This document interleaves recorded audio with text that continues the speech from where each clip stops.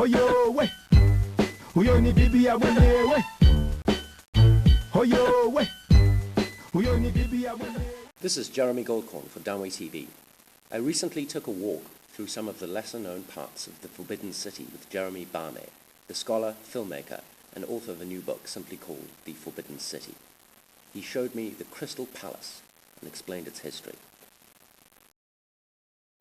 There are many extraordinary places in the Forbidden City. One of the great myths about the Forbidden City, or the Palace Museum as it's now called, is that most of its buildings have a continuous history or a certain particular provenance. In fact, most of the buildings have been rebuilt many times after various catastrophes, lightning strikes, careless fires, looting, general clumsiness. And this is one of those spots. Known as the Crystal Palace in the Chinese call in the vulgar terms of the masses. This is a building built in about 1909, just before the Qing imperial dynasty collapsed. It was built by Guangxu's wife, or rather his widow, Longyu Empress, or the Empress Dowager. And it was built on the remains of a former concubine's residence that was destroyed in 1845 due to fire. And it happened at the late Qing dynasty at a time when there was a lot of modernization in the air. The Qing Empire was attempting to create modern railways, a modern parliamentary system, a modern schooling system, and also turn itself into more of a modern polity.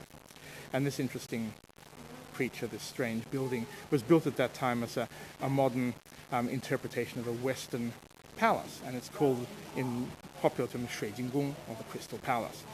Built with numerous glass windows and 2 stories above ground. There's 1 story below ground built as an aquarium, which was supposed to be filled with water from the Jade Source Spring, or Yuquanshan, outside Beijing, which is to feature various types of exotic fish. I don't know how they were supposed to survive in the winter.